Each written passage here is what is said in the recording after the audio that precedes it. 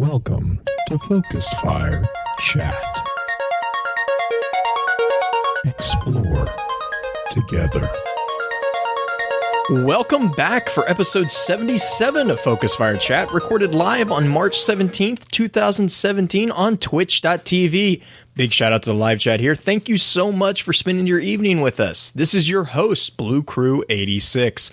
Alongside me, we have the voice that launched 1,000 ships, Justin Sane 0516. How have the drops been for you, Justin? What up, what up, what up? The drops have been amazing. Have they been as generous as heck? As generous as heck. Thank you. I couldn't have put it better myself. It's been wonderful. It's been wonderful. Found out there was going to be a brand new year, freaking whatever, Mythoclast, and then a bunch of other stuff, and then people sent me snake things. So it's been a big week. It's been a big week for me. Been kind of all over the place for you. Right, yeah. I like it. Well, Mel might be joining us a bit later. She ran into a bit of a schedule mix-up in reality, so that, real life always makes so much fun. So we'll see how that pans out for us. We're hoping she jumps in later. If she doesn't, be sure to head over to her Twitter and wish her a happy birthday here in a couple days. I think her birthday's on the 20th.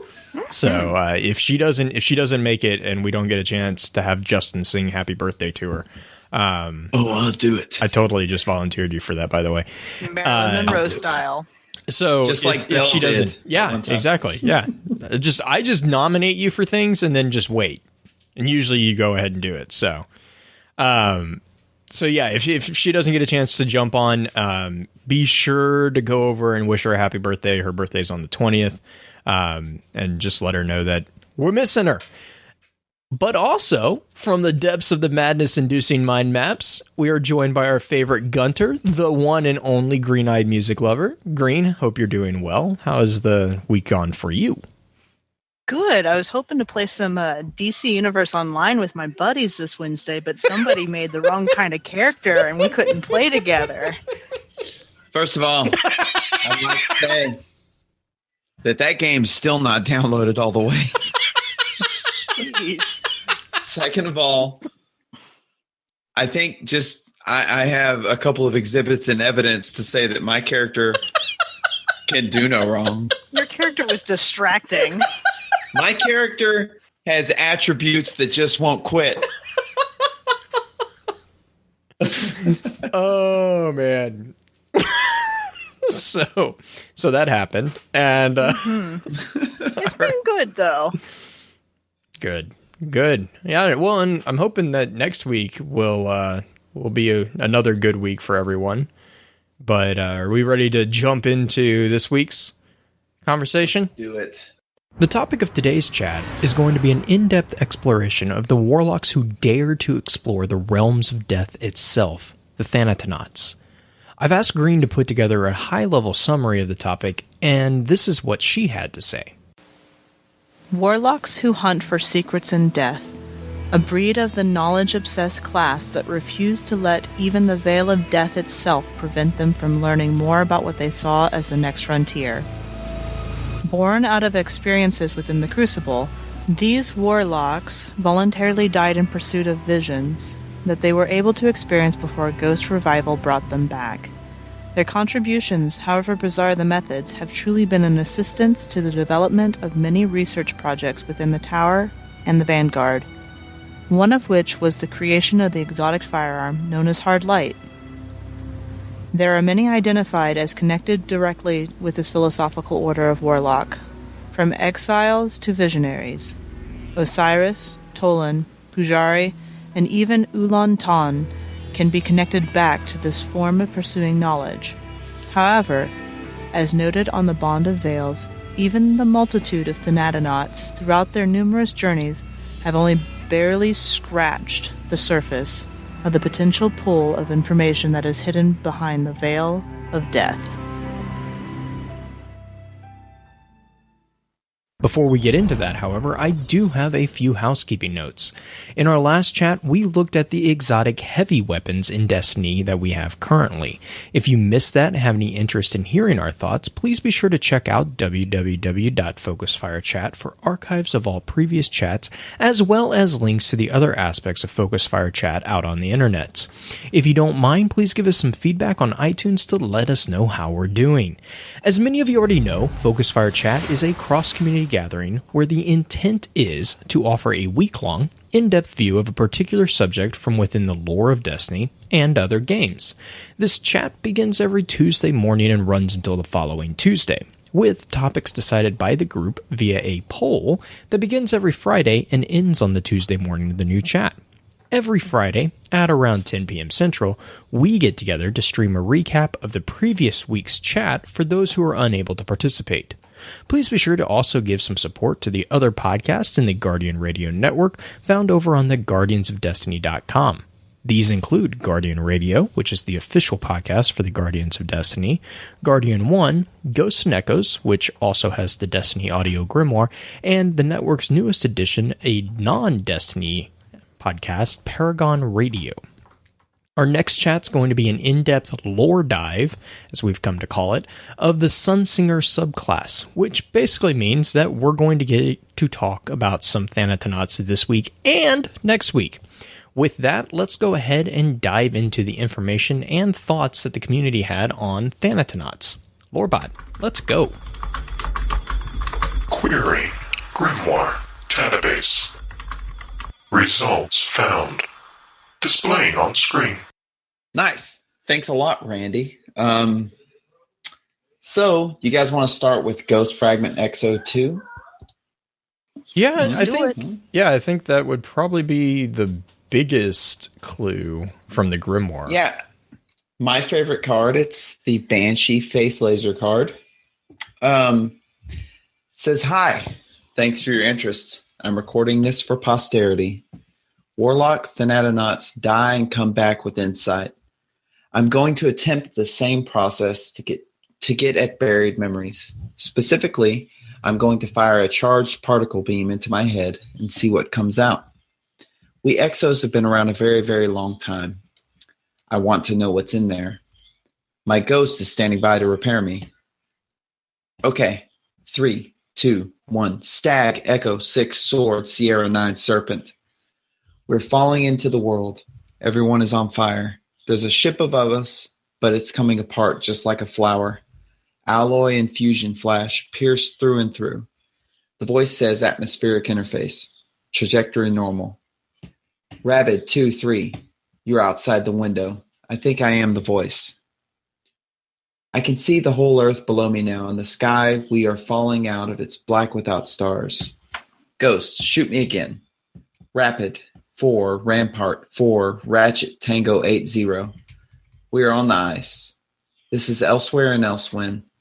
There is a mighty aurora, and it's reflected in the ice, so I walk between two fires, although the one below is cracked and full of corpses. I have and am a weapon. Up in the sky, there's a hole in Jupiter, and it tears at me when I look at it. It tears at me. It is hungry. Maybe the hole is not in Jupiter, but in me. Crown, Castle, Candor, Cobalt, Coral. Ghost, bring me back. Cerate, Sulfur, Anathema, Amber, Actual, Aspen. Ghost, bring me back now. So, real quick on that one. Real quick on that one. Sorry that we got a notification sound. It won't be in the podcast for you guys listening on the podcast, but it still startled me.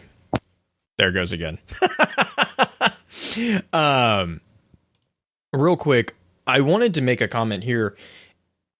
The thing that strikes me first off is that as we kind of talked about in chat, first off, the Exo that's talking about this right now is not I kind of hold to the theory that he's not even a warlock, but he's not a Thanatonaut, because the very first thing that this Exo calls out is the fact that he or she, or I guess it, is trying to replicate what the Warlock Thanatonauts do, right? So by definition, that means that they are not. It is not one of them. It's so that's first. The second thing that's always kind of bugged me about exos, and I'm not going to go too far down this tangent. We know with organic guardians, there's a potential biological explanation as to why we don't remember our past, right? Because a lot of people have commented on this. There's a biological example in which there was too much time, the ghost couldn't repair enough neuron pathways in your brain, and thus you don't have your memory. Good, cool. That kind of makes sense. Well, it's got a few holes in it, but it for the most part can hold water.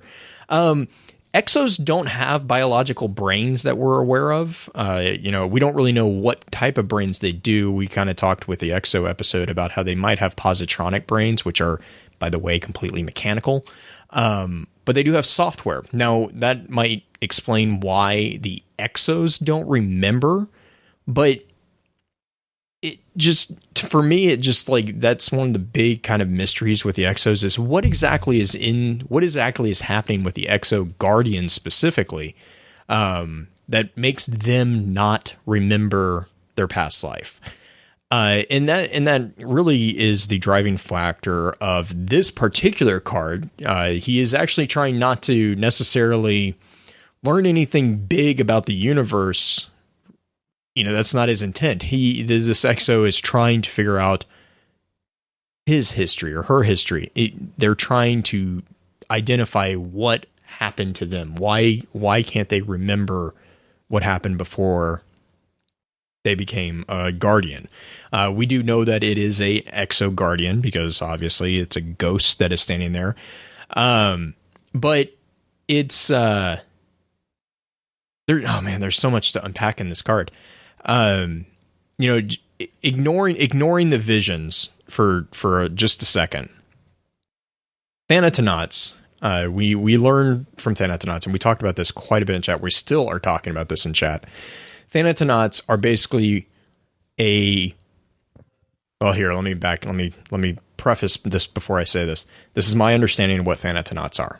This is not necessarily anything that's been 100% confirmed, but there's a distinction between a Thanatonaut and a guardian who's doing what this Exo is doing.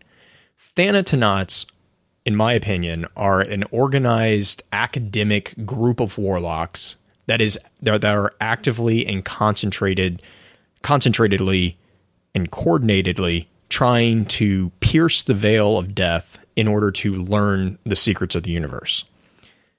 That's not to say that guardians in general are incapable of having visions. Actually, this card right here proves that they are.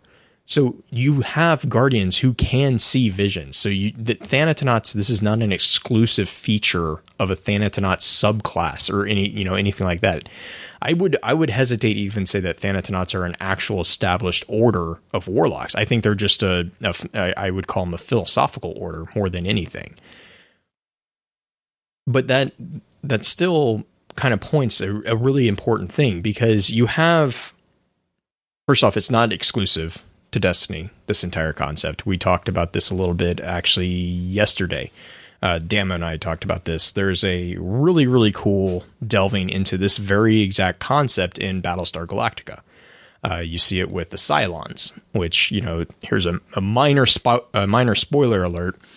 There are human Cylons, and Cylons have the ability, very similar to a Guardian, to be what's basically reassigned body, because they're ultimately just AI. That's what they are. And then, so when their body, quote unquote, is killed and which is destroyed, they have what's called a resurrection hub, and the AI intellect will get transferred to that resurrection hub because they're all connected via basically a giant wireless network.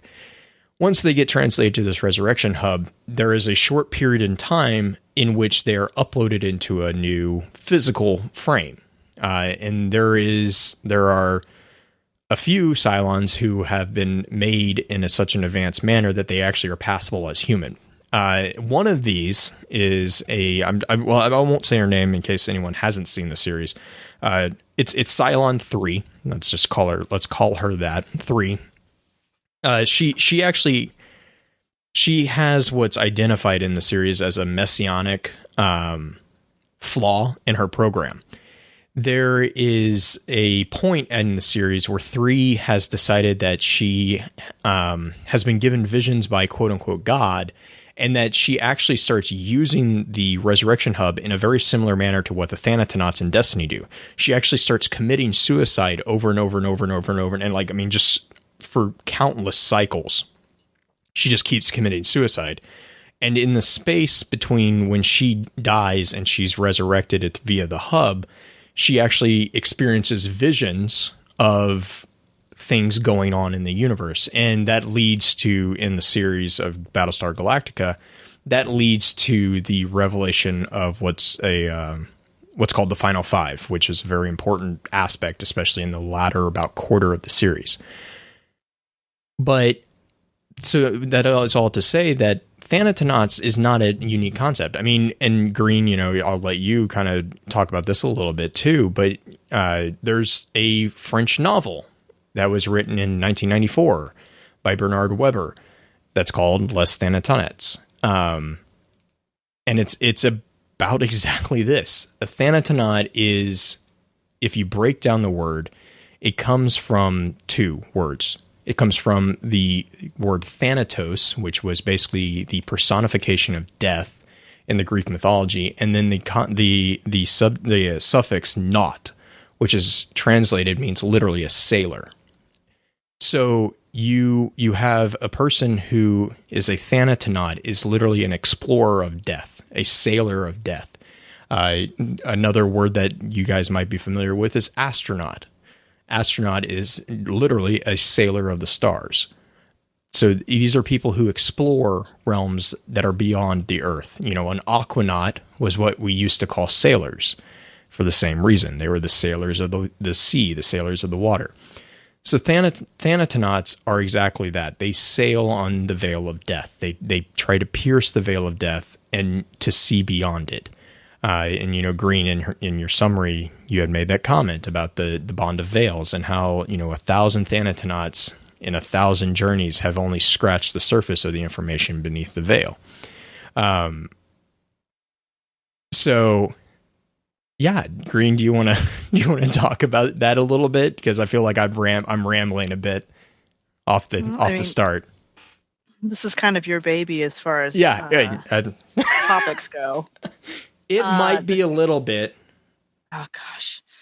If you ever want to hear Blue go off for quite a while, talk about, there's a few different topics. This is one of them. And he will explain everything to you. Even if you've heard it once before, he'll still explain it to you. It's good for a refresher course, though. The thing that drives me crazy about this card, and I went diving into trying to figure it out for the past week, is the actual coding. Stag Echo 6, Sword, Sierra 9, Serpent.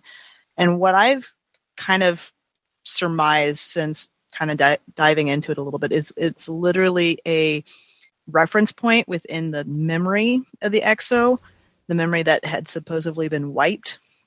At least 2 of the lines are the Stag Echo 6, Sword, Sierra 9, Serpent.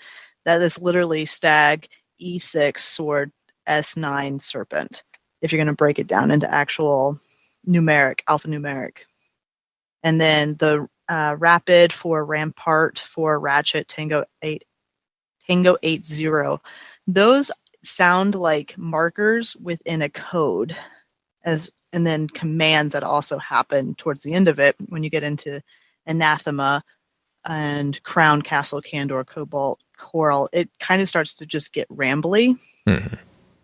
So I don't know as far as the last 2 lines where it has the actual what looks like command phrases, but the first 2 sound like actual locations within the string of data.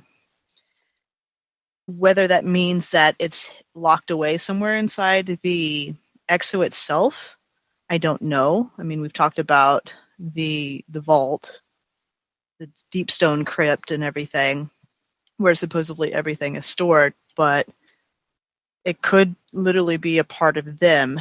If it's not, then this whole idea that EXO's like this EXO who is firing a laser beam into his own head actually is seeing memories kind of seems a little silly if none of the memories are actually stored within that exo itself. If they're downloaded into the crypt and then erased from the exo, why is this guy getting memories? But that's my spin for you, Lee. Because he's really, really lucky. He's Banshee. That's why Banshee's so messed up. Banshee's so messed up.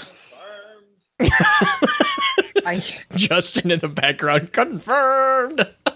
We can't say for sure. We can't say for sure. Sorry, I was muted. We can't. That's my fault.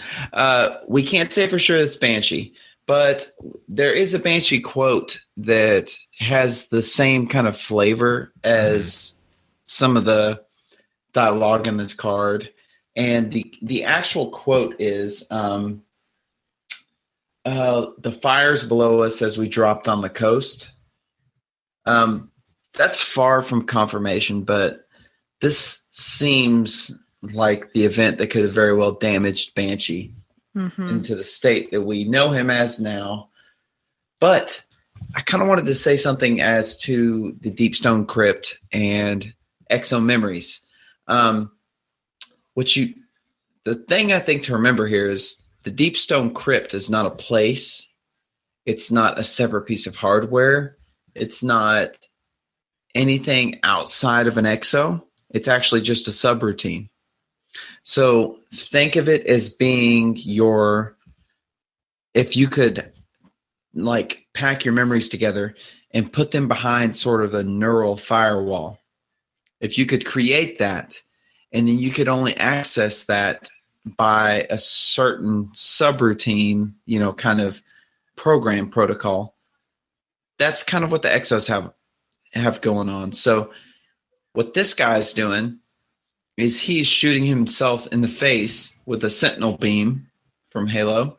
And he's breaking down that neural firewall. And what's coming out are fragmented bits of data he has no right to access. And that's why it's also fragmented and Banshee-like. That's at least the way I read it. Yeah, I can see that. I could totally see that. The thing that drives me a little crazy about it is I kind of think that they're literally getting wiped from something exterior to themselves, which kind of, I know that's something that's not at all within Grimoire, but this is an exo that is not a Thanatonaut at all. And we have examples of exos who are Thanatonauts, and they access these not necessarily past memories, but they reboot their current one when they go into it. I just can't get behind necessarily that they're able to go back and basically knock off the rust off of the subroutine microchip to knock down those things with just a laser. I don't think this guy's actually seeing necessarily real memories, or if he is, that's the last thing he's thinking because he's frying his microchips or whatever that's up in there. Yeah, it's like the degradation of, any data storage device. Things will kind of appear that aren't supposed to. Yeah, and Niner actually threw that in chat right before I could throw it. Niner's here. Yeah, I better talk right. It's very similar to a concept called basically compartmentalization of information security. Personality data is often used this way too. So this is actually a real thing. What this is usually is within either, you can have it in the public sector or the private sector. Compartmentalization is basically limiting of access to information to individuals or entities like programs that basically reduces it to a need to know basis. So I'm trying to think an easy way to explain this. So for example, my job, we basically program what's called a workflow solution for a financial company. I'm trying really hard. I can't give too many details. And And so a big part of the, or SAP is very similar to this too. A big component of this entire programming process is making sure that people have the right access to the right pieces of the software. Okay. So for instance, I have, as an admin of the program, I usually have access to every aspect of the software. I'm what's called a super user. Green, you would have access to a particular aspect, and Justin, you might have access to another particular aspect. Each one of you has access to the system, but the best explanation is it's like a building, and whereas I have the universal skeleton key to every single floor of the building, Green, you would have floors 1 through 5, and Justin, you have 4 through 6. So you don't have access to certain floors of the building, but you still have access to the building. Does that make sense? It's like Discord, how we have different assignments. Yes, exactly. It's exactly like that. It's and that's where the kind of the concept of compartmentalization as far as information comes in, is that's what that is. It's me saying, as a admin user of a program, you establish particular permission sets and permission roles, and that are then tied into usually a variety of different aspects, but ultimately tie into what's called security roles. And those security roles are basically what happens in behind the scenes. When I log into a system, the system does what's called a handshake routine, which is I log in with a certain set of credentials. That system then says, okay, is this person allowed to even come into my building? Yes. Okay. What keys does this person have? And immediately out of the gate, the program will identify, okay, you have access to floors 1, 3, and 6. You do not have access to 2, 4, or 5.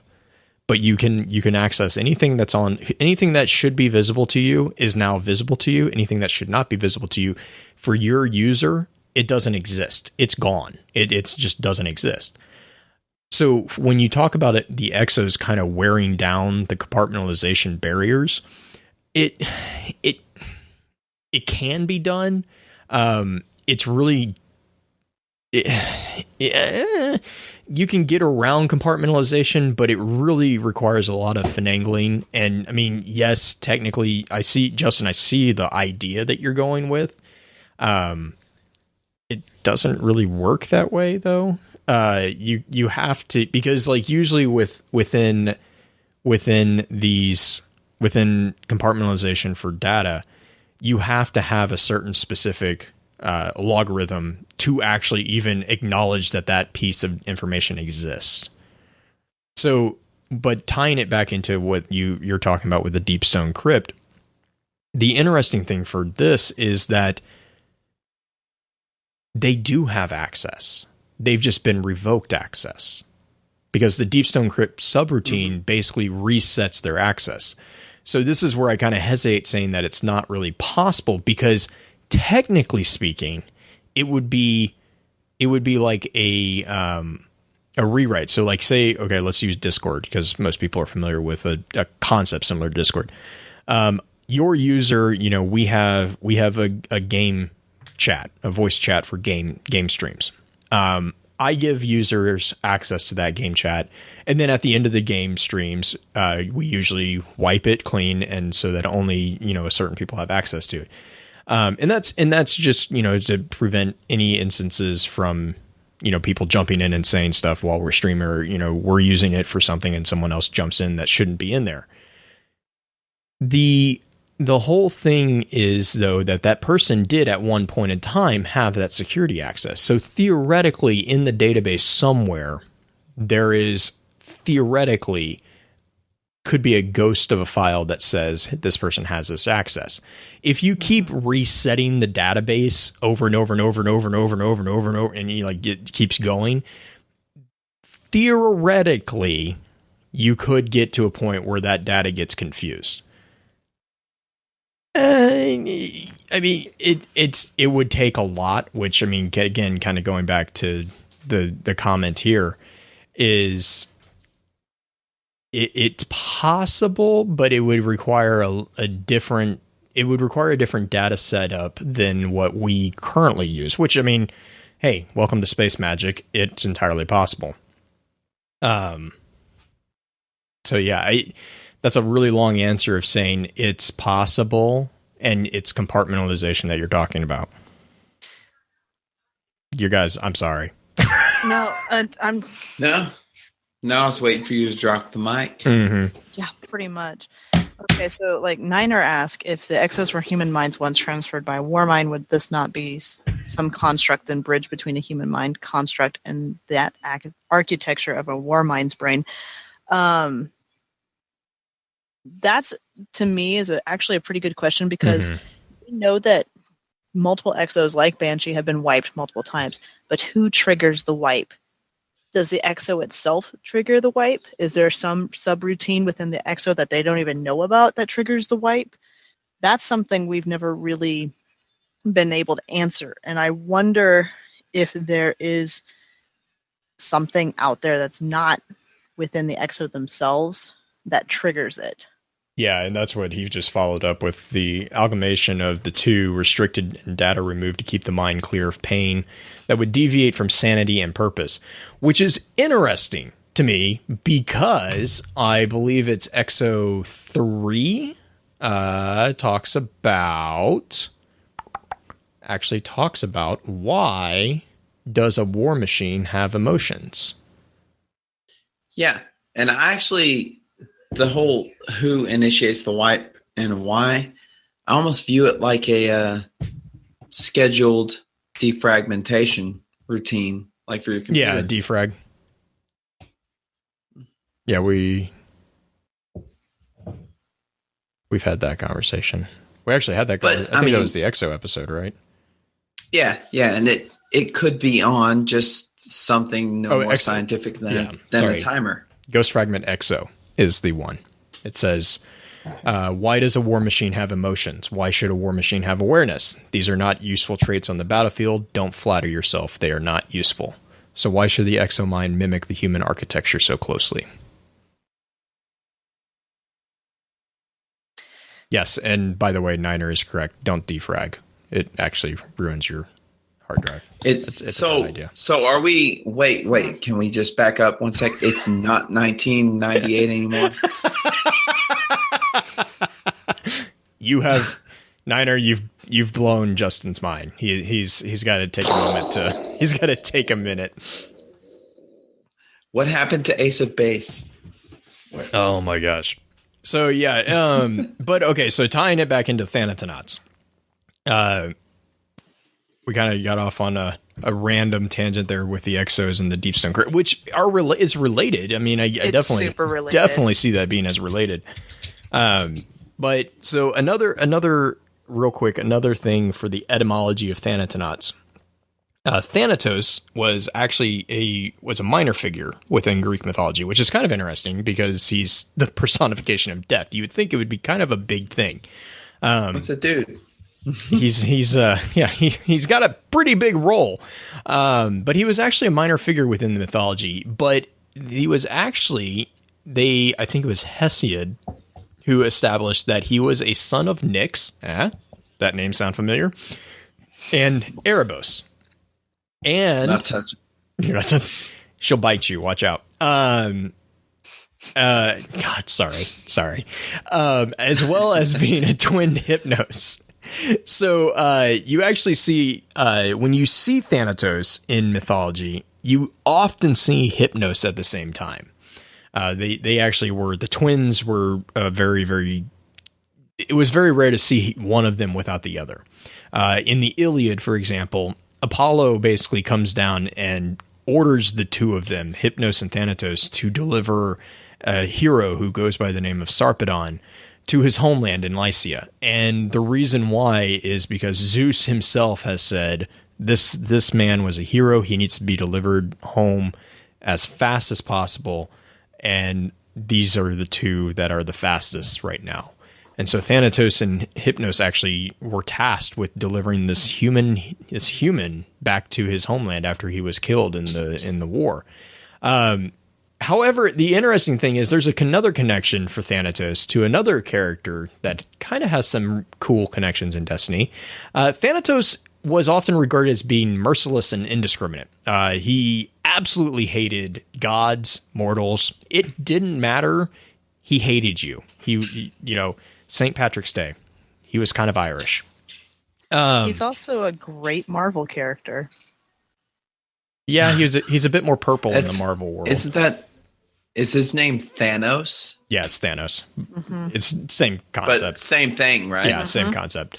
However, Thanatos was occasionally able. He wasn't the sharpest tool in the shed. Let's just put it that way. King Sisyphus of Corinth actually tricked the god not once. He tricked him twice, which definitely helped the king get his butt put in Tartarus, because he then went on to make some very, very, very big claims about how smart he was, and the other gods weren't too happy with a mortal tricking a god and then bragging about it. So that's actually Sisyphus is the one that is stuck for eternity. He has been punished with an eternity of frustration within Tartarus because he's the guy who gets to push the rock up the hill. I'm sure most people are familiar with that imagery. Sisyphus. Sure, let's go with that one.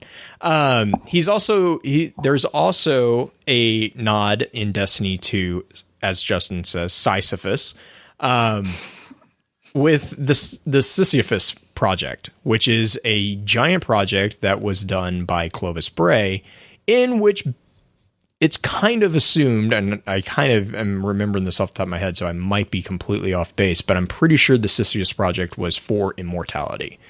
Exos. The device is also a minion ring, which is the one reason I'm interested in playing a warlock, is because they get an artifact that looks like a minion ring. But yeah, it's a spiky minion. My 3-year-old loves that whenever The papaya. Papaya. Bob. Steve. So, do we want to maybe you want to move on to the weapon? Which weapon? We got it. Well, yes. The pinball gun. Yeah. Turn on your hard light. Not sure that's how that goes. I think that's how that goes. I'm a pretty big Neil Diamond fan. Sting sang about a red light, not a hard light. No, it's turn on your hard light. It's Neil Diamond. It's not Sting. Gosh. Ionized polymer syn-ballistic attack platform. The system's lethality is dynamically robust across tactical spaces. As the city's understanding of Golden Age methods expands, foundries continue to push the cutting edge of tactical armament. The Hardlight prototype is a showcase, built with the rarest recovered materials and the most computationally demanding design methods. The design team included several specialist exos and at least one warlock Thanatonaut. In its current iteration, the Hardlight design fires a superheated polymer round with exotic capabilities. So turn on your Hardlight. There's going to be a remix soon. I still call this thing a pinball gun. Or as it shoots molten plastic. Was it Libby in chat? He's like, yeah, if you want to tickle him to death. I like this. It doesn't tickle now. It hurts. Did they upgrade it to beanbags? It's it's an auto. Yeah. Rifle, so it's It hurts. Just stand on one side of the dungeon and just fire into one of the hallways. Right about the time you say the sentence, "Who's shooting me with hard light?" You're dead. I just remembered one of the first times I ran into this gun in game was, I think it was it Bastion? Is that the control map on Mars that everyone always gets? Mm-hmm. We were in point B, and I went to go for point C, and I was going out the door into the hallway. The hallway just suddenly was filled with this bright blue light, and it scared the ever living blankety blank out of me. I was like, what is? So yeah, that was my introduction to the pinball gun. Okay, so we had a funny cartoon be posted or a little thing it posted in chat today. Hardlight users are the equivalent of a Hanzo main from Overwatch. It's scatter arrows. That's all it is. Yeah. Not incredibly useful, but I'm also curious what a Thanatonaut had to do with any of this. I'm assuming I that think he happened to be a Thanatonaut. Yeah, I think well, that's what a couple of people were like. I think he just happened to be a Thanatonaut. He wasn't like actually like super. But the only thing I can think of is it does call out the fact that as the understanding of Golden Age methods expand, they're pushing the cutting edge of tactical armament. And so, oh my gosh, yes, Justin, I will play that here in a second. As their understanding of Golden Age technology kind of expands, that could be augmented by a person who, I don't know, might remember some aspects of the Golden Age. And there's this question of does the visions that they see beyond the veil, are those historical? Are they current? What are they? So I definitely could see that being the aspect of it. But I think that's the only thing really that I could see it. I mean, do you guys have any different? Not really. I mean, this one's a pretty bare bones card as far as pulling stuff into it. But all right, well, in that case, the next one. Yeah, hang on. We've been requested to play a golden oldie of Justin's. An olden Goldie? An olden Goldie. Golden oldie. Golden oldie. Where did it go? Where did it go? Oh, here it is. Are you ready? On your hard light. Not that one. This one. Eugene, okay.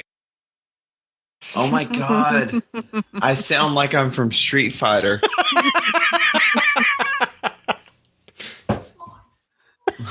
Like, that should be followed by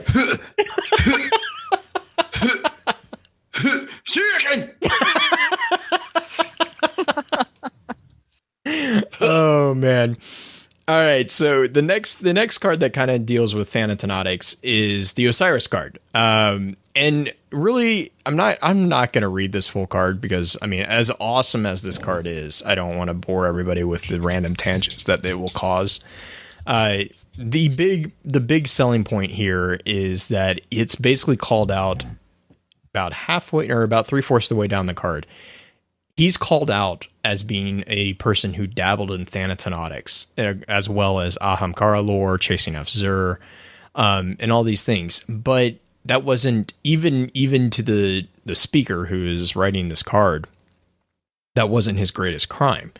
And so basically this is confirmation of Osiris's connection to Thanatonautics. And we know that Osiris was a sun singer. He was a master of at least both the subclasses at the time that we had this card.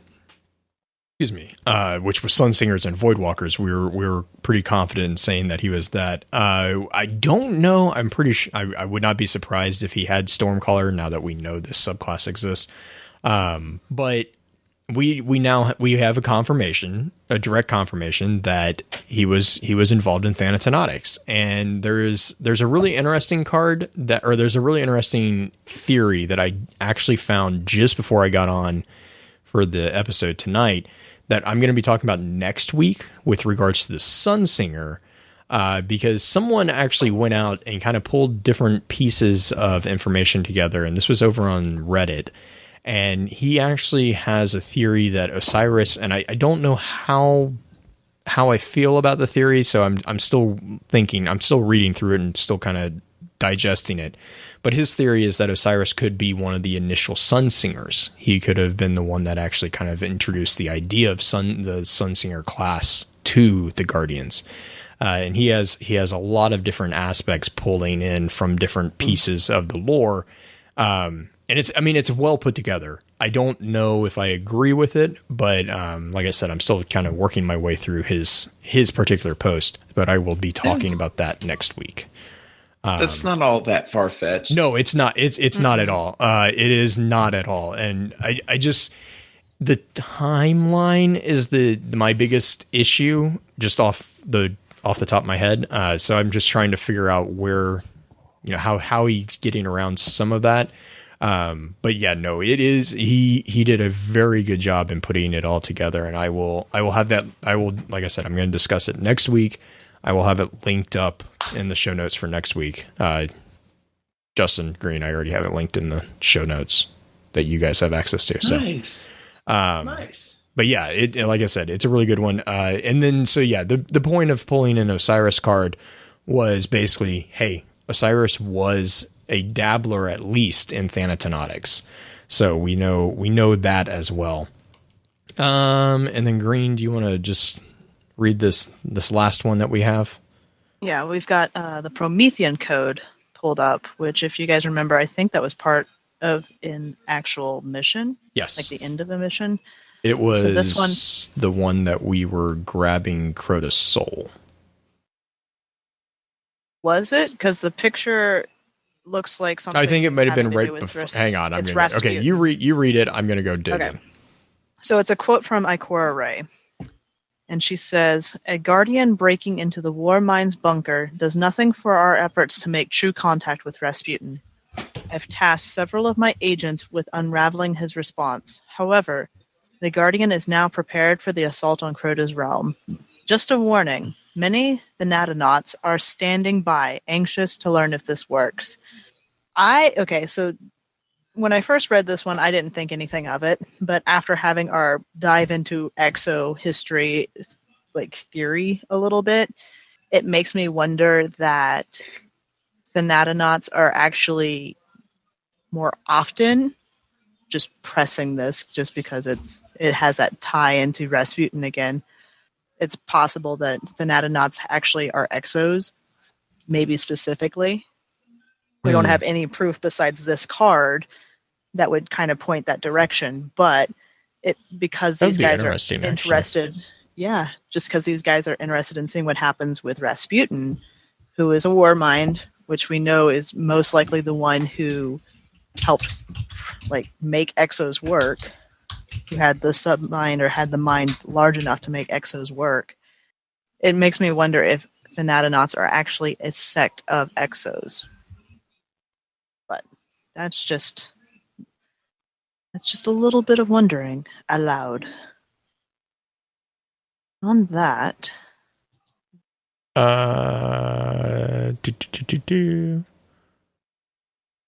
there's a lot of jokes in this mission. Like a lot of jokes. Joke in there somewhere. It's Cade, isn't it? Yeah, it's Cade and Eris, and they're arguing the entire time. The entire mission starts off, and Cade's like, "Don't listen to her. She's still mad at you for what you did to her ship." I was like, I remember playing this now, and I'm like, I'm pretty sure I did this because you set me up to do this. There's a whole card devoted to Eris being mad at Cade and saying not to talk to her because of her ship. I mean, she knows who blew up her ship. And then so this is the one where we go into the Seraphim Vault, which like I said, like you were saying, this would be an interesting connection between the Thanatonauts if they're exo Thanatonauts, because you're basically jumping into the depths of Rasputin with this mission. It was at the end of another mission, wasn't it? Yeah. It was a special one. Yes. If it's the alternative is if you are attempting this mission on heroic difficulty. So normally the mission ends when you scan the monitor, and that's when Cade kind of starts bragging about the blade dancers getting their cloaking ability. Supposedly for him. Supposedly, yes, supposedly. And then, but if you are doing it on heroic difficulty, at that point, when you scan the monitor, Cade begins to brag, but then suddenly the panel just opens up. And basically, Cade, it sounds like we actually cracked the Voluspa protocol. And then you go down in an elevator, and a Taken Centurion steps out, and you have to, basically defeat that. And Ghost has a great line of, "Great, I hope we get some better. I hope we get some better pants out of this." Good job, Ghost. RNG. And then, that's when we get the essence of the feast object. So, yeah, this was not... I thought... I'm going to have to be rich friend. Hang on. Give me a second. Because the essence of the feast quest was for the touch of malice. Making sure I'm getting here. Where was that? What step was that? It wasn't the last one, because I still haven't finished that. No, the last one's the freaking... It's so hard. I'm gonna have to look at this. I'll talk about it in Discord later, because I swear that this was a different mission. But I'm looking at this, and you're right. It is not the mission that I thought it was, when I was first reading this. But anyways, back into the Grimoire card, Promethean Code. We talked quite a bit about Prometheus in, I don't know, pick an episode. We've probably talked about Prometheus.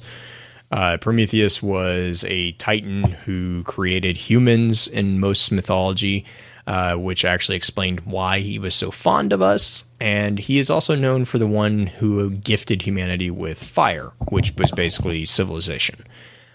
For that transgression against the orders of the Olympian gods, which were the gods who had overthrown the Titans, he was chained to a cliff and basically bound there for eternity to have an eagle eat him alive. And because he was a Titan, every day he regrew what he had lost. And so basically he's immortal. He can't be killed in that manner. So it was a never-ending torment until, depending on which mythology you're looking at, he potentially was freed by Heracles or Hercules. But that goes further than here. So the Promethean Code is kind of a nod to that. The code, I imagine the Promethean Code being symbolic of the fire that Prometheus was given or gave humanity. This would be a code that elevated the Guardian ranks if they received it. Or the code that possibly gave Exos their ability to be Exos. Mm-hmm. That transcended normal robotics into a golden age of enlightenment, maybe. Possible. So that would be like the fire. Mm-hmm. Yeah. Well, because like in the in the Greek mythology, the fire, it was a fire, but it was also symbolic of him passing on the concept of civilization to humankind, because Prometheus was the one who in the Greek mythology is believed to have created humans, and so he was very fond of humanity, and he wanted to, he basically spoiled humans. He protected them a lot, and so he was always trying to help them and trying to get them be able to stand on their own and all this stuff. And the gods at the time, the Olympian gods, were not very fond of that idea, because that would mean that they didn't need the gods. And it's a huge thing about civilization and how you lose your faith in the gods and in a magical thought process also. And so fire was very symbolic of not just fire, but also the awakening of civilization and the higher functioning thinking processes that enables, like, Maslow's hierarchy of needs. Once you have basic protection, you start worrying about other things. We jokingly call them first world problems. That's because in our hierarchy of needs, we don't need to worry about, I'm starving to death, I need to get food. I'm worried about my internet connection, which in the big picture has nothing to do with my survival, right?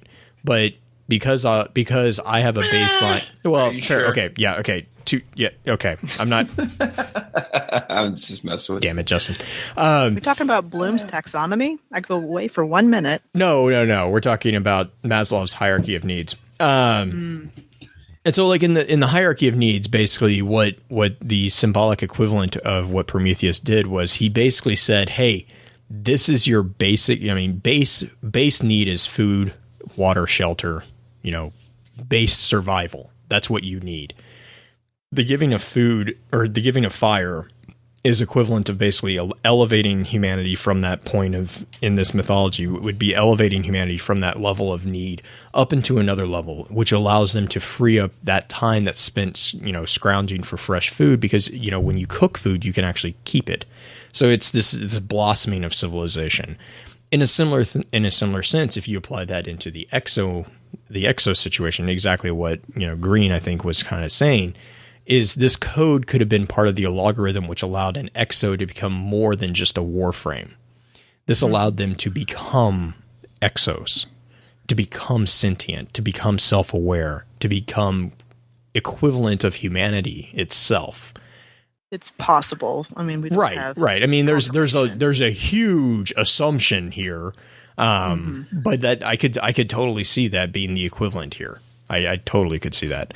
As far as the question of why Thanatonauts are so anxious, Green, again, if you are kind of thinking that or your point about Thanatonauts being exos, that would make sense.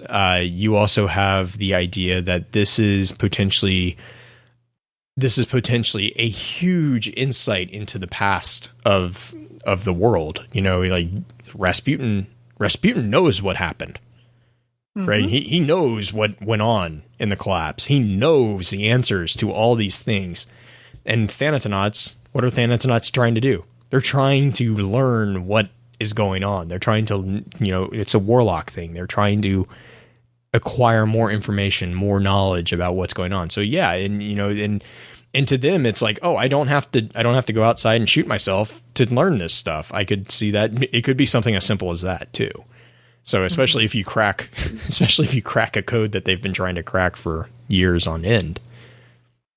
And we can actually, if you talk about how little they've actually gleaned from it, we can actually move right on into some of the armor pieces that are related to it. Because the Bond of Veils, it literally says 1,000 Thanatonauts on 1,000 journeys have made only the tiniest tears in Death's Veil. I mean, they've done multiple experiments trying to figure out what happened and don't have much insight to show for it. And I think that kind of is also a nod to the absolute lack of control that they have over what they see. Which kind of ties back into the EXO card, right? The EXO who is having these visions, it doesn't seem, I mean, especially at the end of the card, when the panic that you can just kind of feel in that reading, they don't have control. They don't, it's like you're casting it's a blind astral projection, basically. You have no idea where you're going. You could end up in a volcano and, whatever. And so, yeah, if you're literally plumbing the depths of time and space, basically, yeah, you have a lot of ground to cover. So, I did want to make a comment about the idea of the veil itself. The Terrors and Death's Veil. This is actually another thing that's it's not unique to Destiny. The concept of the veil as a symbolic representation of the barrier between life and death is actually one that's rooted in pretty much the totality of human history. The word veil actually originates from Latin velum, which also means sail. There's two kind of competing theories of the origin of the word. One is that the word means covering, and the other means that it actually is a sail, which is to drive or to move or ride in a vehicle. So there's apparently a huge debate over the etymology of veil. But this is actually very, very popular in a lot of religious connotations, because you can see this. The one that comes to my mind immediately is in Catholicism, or in Christianity in general. The veil is often perceived as a covering to protect or to separate something. Christian thought or Christian beliefs is that the entire act of baptism is the plunging of the plunging of a person into the water and then bringing them back is the equivalent of them dying and being born again. There's that's one example. The habits that nuns wear, for example, are often perceived or believed to be symbolic of the veil of death, because that is something that they wear with them constantly. We are mortal. That's something we have to bear. And a lot of religions and a lot of philosophical beliefs use that concept of a veil between the life and death. You have the White Wolf role-playing games with the mage and werewolf games specifically call out the veil as being something that can be ruptured and is something that separates worlds, multiple worlds and multiple universes. That's something that's specifically called out in that role-playing game. So it's not unique to any particular sense of beliefs or any particular religion or anything like that. It's a common concept. But you have people who write books about how they've had those near-death experiences where they died for a moment. But the thing is some of those people, they think they hallucinate, basically, from what science can tell.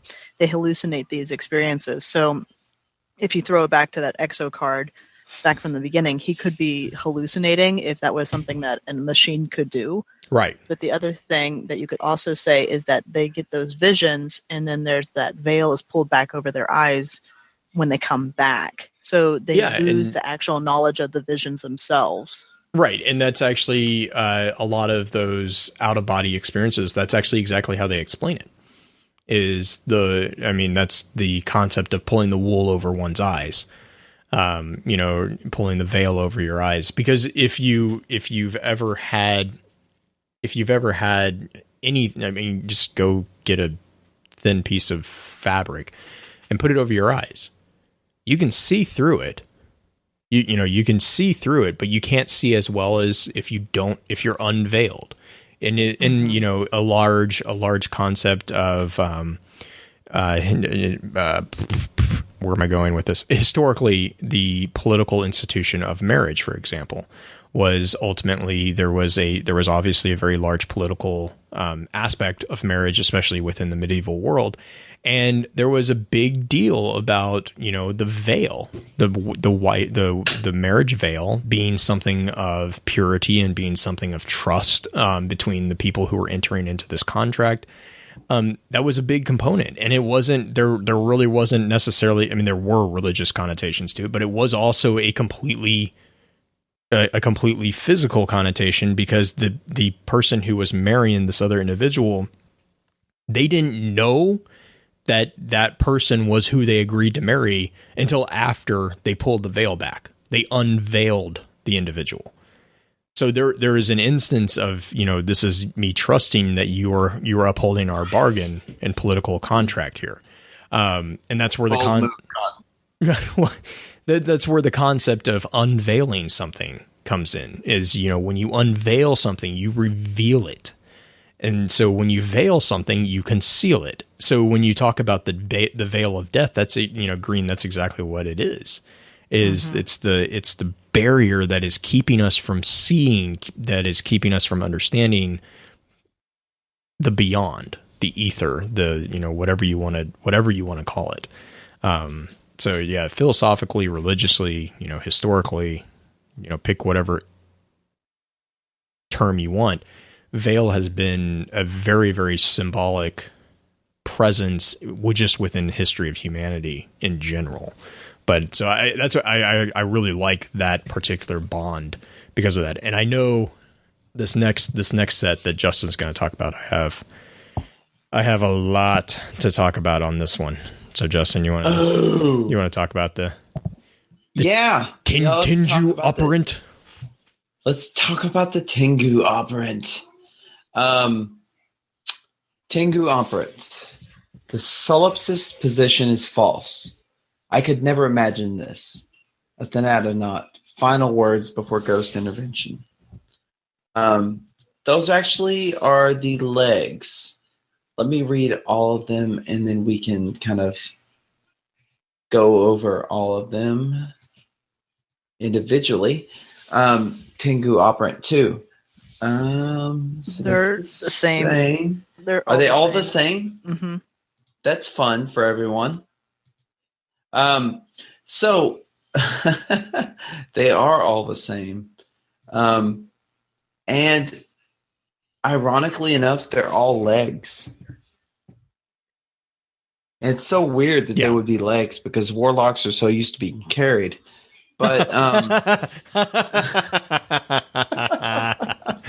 no. So, couple of things here.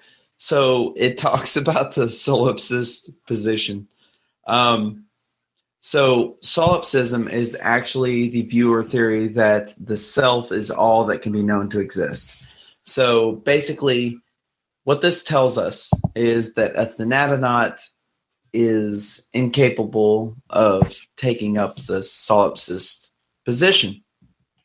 It's false. They couldn't even imagine it. So the thought that the self, that yourself is the only thing or the most important thing is kind of goes against the grain of a Thanatonaut. Now also Tengu is a Japanese let me see, Shinto. Yeah, it's a Shinto god or kami, which is the heavenly dog is the Tengu. Now, they take their name from the Chinese demon, Tengu, but yeah, they were actually thought to take the forms of birds of prey, and they're traditionally depicted with human and avian characteristics. They're very positive, creatures in Japanese mythology and folklore. And then an operant is actually involving the modification of behavior. So this is done by reinforcing or inhibiting the effect of its own consequences. It can also be referring to an item of behavior that is initially spontaneous. So kind of take from that what you will. That's an awful lot from one set of legs. Essentially one set of legs. So to work my way back through your list, the operant, which is correct, it is usually, especially within psychology, is similar to instrumental conditioning. The origins of operant is from Latin. It's an operant, or being at work, from the verb operare. So it's usually something when you hear outside of psychology, when you hear of an operant, it's usually someone who is doing something. Tengu, you are correct again. Good job. 2 for 2 so far. You have heavenly dog, which is, yes, it is in Japanese folk religion and is also considered a type of Shinto god or supernatural being. And yes, in Shinto and Japanese religious connotations, they are positive. However, Buddhism has long held that the Tengu were disruptive demons and harbingers of war. And that actually was before the Shinto got a hold of the view of that. That image actually was the first image, and then they softened the image into one that was protective, but they were still very dangerous. And they became spirits of the mountains and the forest. And they are often associated with the aesthetic practice of what's called Shingato, and they are usually depicted in the garb of its followers, which is known as the Yamabushi. So the Tengu were originally negative entities, and they kind of shifted and evolved into a very, very protective entity, but the danger that they were, the dangerous qualities that made them so terrifying, stayed. So okay, go for it. Here, a quick question, because my brain is very limited when it comes to Eastern knowledge. How different are they from foo dogs? That was what I was thinking. A foo dog. Yeah. So, So Tengu, I think it's really weird because Justin, you made this comment as well, and this was kind of the disconnect for me. Their Tengu means heavenly dog, but they're avian in portrayal. Mm-hmm. They're birds of prey. So like you have the earliest picture or the earliest depiction of them, they have very prolonged beaks. And then, eventually that shifts into a very long nose, which is basically the defining characteristic of them, especially in modern. As far as their comparison to the foo dogs, I know that was a thought of mine, but I didn't see anything. Just running through my notes real quick. Okay, people who are in podcast land, if you know the difference or the similarities between this, you can contact us via Twitter or through the Discord chat. I would like to know. They have really big noses. That doesn't. I know that doesn't help. But oh my gosh, the pictures that I have collected, there's a lot of big noses. They're funny. Sorry, continue. Mm-hmm. But if you have corrections or any sort of things that you would like to share with us about this, please don't feel ashamed or shy or anything about sending us a message via Twitter or via Discord, because I would like to know now that Justin has said that, because it sounds very similar. Well, so like the foo dog is often attributed as being a lion, the guard lion. And they either were the cub or the rock, right? Yeah. Yes. I think that's right. That sounds right. Sounds right. Yes. Stone sculpture, stone lion, bronze lion. And then they were often depicted as being equivalent or representation of the imperial lions. So I don't. But yeah, I'm not seeing anywhere there being a very broad connection between the foo dog and the Tengu. Maybe the Tengu is a type of spirit rather than a physical manifestation. Yeah, I'm thinking that's this. I'm thinking that's the distinction. I'll look into it as well. They don't look anything alike. I will give you that. That's a really angry looking bird. Oh, it's a crow. That's why it's really angry. I just have the pop culture reference of Dresden having his little foo dog. Oh, that wasn't a little foo dog. He was little when he first got him. Oh yeah, Mouse. Yeah, he was tiny I love Mouse. Mouse is amazing. Okay, he's an amazing character, but little is not a word that you can use to describe him. He was little in the beginning. So yes, Tengu is the heavenly dog. And then, so that brings me to solipsism. So yes, you are correct that solipsism is the view or theory that the self is all that can be known to exist. Nailed it. The basic premise of solipsism is the knowledge of anything outside of one's own mind is unsure, which basically means that your external world and even other minds, you can't know that they exist, and they might not exist. Just hang on and think about that for a second. You have a theory in which you are the only thing in existence. Not really, though. But okay, no. It's not that you're the only thing. It's that you can't confirm the existence of other things. Ultimately, you can't rule them out either, though. Right. Well, it was a philosophical philosophical concept. As an epistemological position, solipsism holds that the knowledge of anything outside of one's own mind is unsure. The external mind, the external world, and the other minds cannot be known and might not exist outside of the mind. So you actually have as a metaphysical conclusion of this philosophical theory, you have the conclusion that the world and other minds do not exist. It is the epitome of egocentrism, because go for it. Descartes. It's like Descartes was the big. He was a huge proponent of this. There are so many psychological issues with people who follow, and then there are people who understand the world to exist this way. This is considered a dissociative mental state, and basically what that means, it's actually called solipsism syndrome.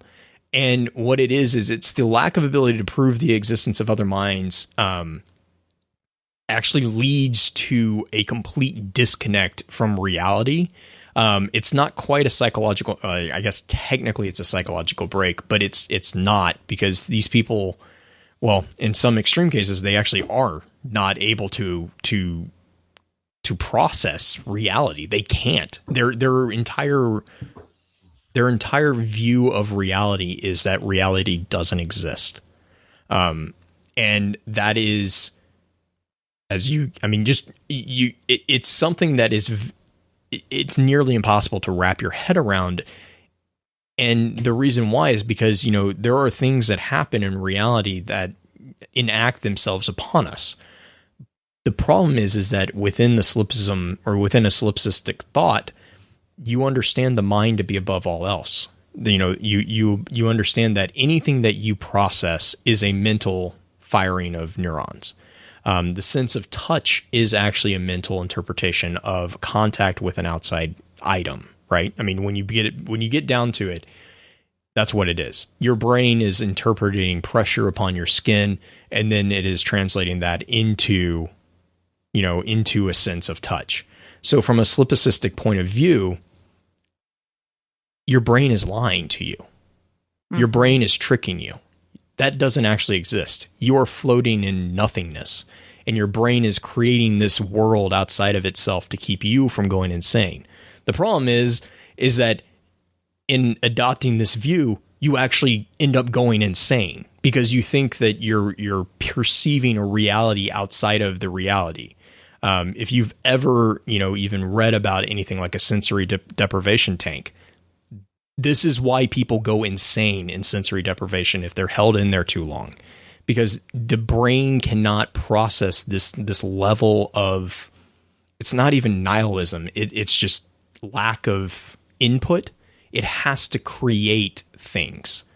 And that's why sensory deprivation, that's why it does the effects that it does. You start, you'll hallucinate, you'll see visions, things like that. It's because your brain is trying so hard to process something, and it has nothing to process, that it starts inventing things to process. And basically what this item is talking about is that the idea that you are the only person in the reality is not true. Which means there's a communal force somewhere out there. They basically just proved that you are not the only person in existence. There are other people. When you talk about the idea that the solipsist position is false, that's because when they died, they perceived something outside of themselves. They perceived in this reality, we know that there was a place before they were brought back.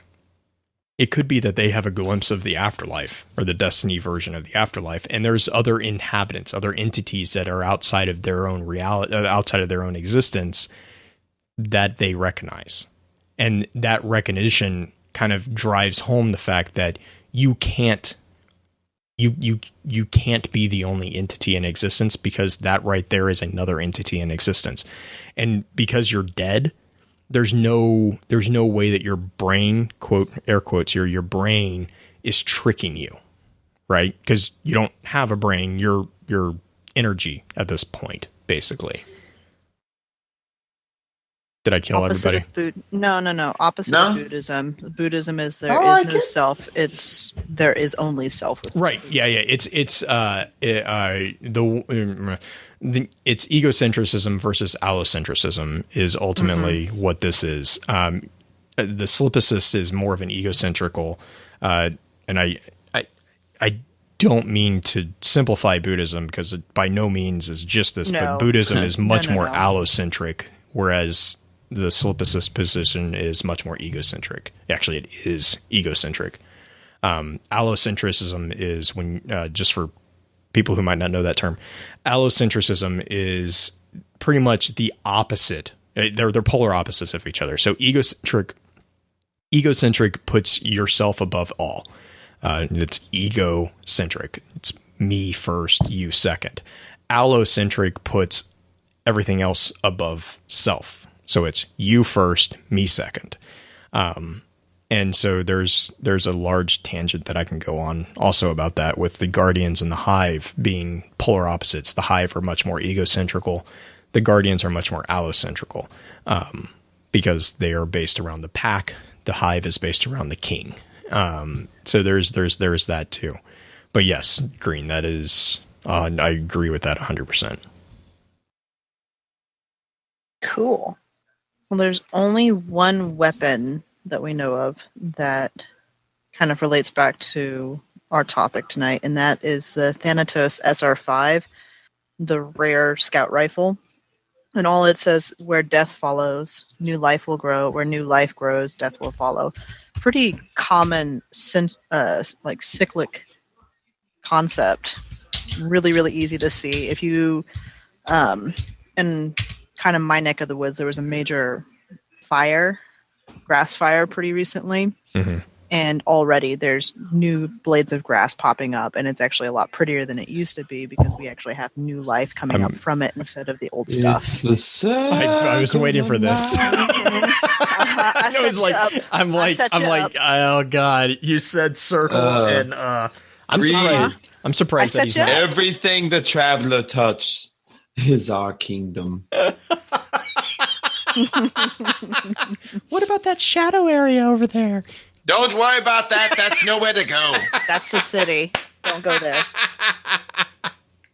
You can't go there. You're a guardian. You're not allowed in the city. You're only allowed on this tower. Bye. There's hyenas down there.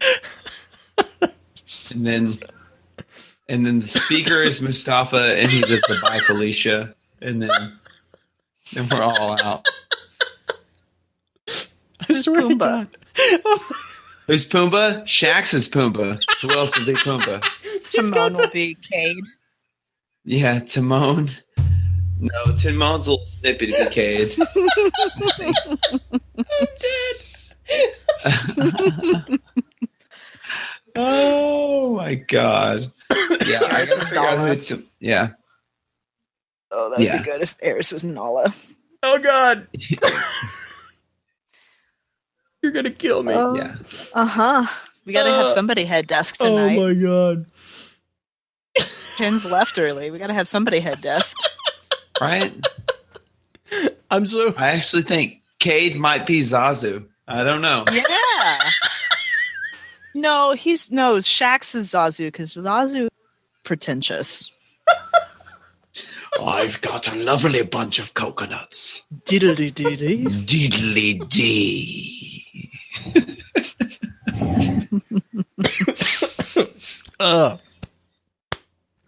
You okay? Are you okay, Blue? I think I'll be okay. Blue's broken. Oh my god, you broke me. I was actually impressed. I thought you were going to go with the Vex time travel with the circle, but that was even better. I want a do-over. I want a do-over. Scratch that. Rewind it back. Yeah. So yeah, the concept of the cycle of life, death, life goes, death follows, life follows death, and it's the Ouroboros, I guess you would call it, the endless circle. And that really is, I mean, Thanatos, like we were kind of talking at the beginning with Thanatonauts. Thanatos is the personification of death. I have no idea what Scout Rifle 5, I think. Mm-hmm. I'm just going to throw that out there. I'm assuming that's what that is. So it was the 5th iteration of this particular rifle. But I want that to have a more nuanced lore implication, but I think you may be right. I'm I'm gonna go with Occam's razor approach on this one. Yeah. Oh my 5. god. I'm sorry. You guys nearly killed me. Point finger at Justin. Hakuna Matata. Oh god, don't start this. What a wonderful name. Oh. All right. What do Is it time to put Blue to sleep? Put Blue to sleep. Put Boo to sleep. You want to talk about the lullaby for a second? Mm-hmm. All right. So the Thanatonauts lullaby is a warlock artifact, and basically this one is a picture of a really cool looking book.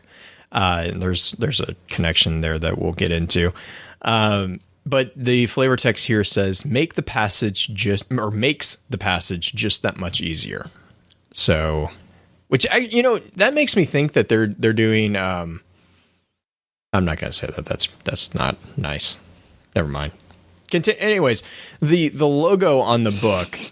Sorry, I was going. My brain went somewhere with that, and I was like, I realized halfway through that sentence that I'm gonna get myself in trouble saying it, so I'm not gonna say it. The logo that's on this book is a very intriguing one because we see this Alchemist's raiment. You just can't hold it, can you? You just can't wait for the. You couldn't wait for the punchline. Yes, it is also the logo that's on the Alchemist raiment. There is another one. Oh, Ulantan's burial ring, which is another bond. This is the same logo that's there as well. Rhino actually also made a really, really good point. If you are in the tower and you activate your ghost, the halos that form around the ghost actually form something very similar to this image, but instead of the sphere, which by the way looks like the Traveler, instead of the sphere at the center of it, the ghost is at the center of it, and so that was a very interesting observation on his part as well. But yes, this is connected to the Alchemist raiment and Ulantan's bond or Ulantan's burial ring. Which I find that kind of intriguing. But I know Green, you had a comment on this one. Yeah, this actually is so spoiler for next week. We're going to talk about Sun Singers, and Sun Singers have kind of a tie back into. We're going to be kind of referencing a lot of what we're talking about tonight. And one of the things with the resurrectionist type characters, these fire resurrectionists, these phoenixes per se, is the Viking funeral, because you see these funerals where the person's put down on a pyre, they go up in flames. It's quite an interesting concept as far as the ritual of it. I don't want to go through the entirety of it here because it's not suitable for work. But no, it's not. And NSFW. Yeah, totally. If you want to look it up on your own, don't look this up at the office. This is something at home. Make sure small children around. I was about to say, make sure there are no small children around. Shades drawn. It's not quite that bad. There's no bad pictures on this page. You can find it on the wiki page pretty easily. But one of the things that happens in the Viking funeral is there is a girl who's considered the thrall of the person who died, the master who died. And what they do is they basically have her drink some lofty drinks, some heavy drink. Everybody, it's a lot of partying time. And she sings multiple times on multiple occasions. And she sings, it's kind of the death lullaby, per se. She sings like a death song? Yeah, like a death song, but it's not to kill anybody. The guy's already dead. It's kind of the Thanatonauts lullaby, per se, to help transfer him to the next world, or transfer him into Valhalla. So I thought was really interesting. Yeah. Again, look that up on your own, not at work. Be careful what you look up at work. Okay. I think whenever you're trying to search things, I'm going to make a quote, or I'm going to make a clip of that. Yeah. Be careful what you look up at work. Real talk, real quick. Just okay. Just the tip. This is my advice segment called Just the Tip with Just Insane. Be careful what you look up at work, because you never know what's going to come up in that in that results field. And I can tell you from numerous case studies of mine, the proof is in the pudding. Proof's in the pudding. There can be some offensive stuff come up without you needing to have it be there. So, and then it's there forever. Yeah. On your computer. Is it wrong that I read this item and I want to hear Banshee singing a lullaby to somebody? I don't want to hear Banshee sing. I don't think that eases anybody's passage. Little Thanatonauts, don't you cry. Banshee gonna buy you a laser eye. So Banshee is now slightly Jamaican. He's Russian. That was Russian. Russian Banshee. Russian. That was not Russian. I and I with the laser eye. Hey, mad by a laser eye. Yeah. Listen, I don't care if you're feeling irie. Don't make fun of my Banshee. Okay. Oh man. My son's looking at me through the door like I'm a complete idiot. Okay. So oh my God, we have gone so far off the rails. The last bond that I have is the Thanatonauts bond. And this one's pretty simple. It says there's always a gap in the memories. And I think that goes back to the idea that they don't have control over the visions that they receive after death. I think that's really it. Like I think that's the point. We also have the bond of veils, which is kind of like, yeah, you've barely scratched the surface. Keep digging. I think those kind of go side and side, at least in my head canon. They do. I don't know what are your guys' thoughts on there? Cool. I blanked. Cool. Sorry. Awesome. It's like, all right, good. We're done. That's Hurt called it. You called it a void. Yep, it's a void. You could call it a void. Going back to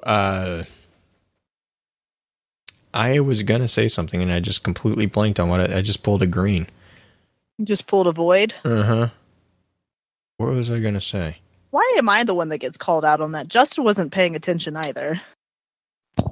I was too. Liar. That's not even true. False. Oh, that's right. So the connection to Ulantan.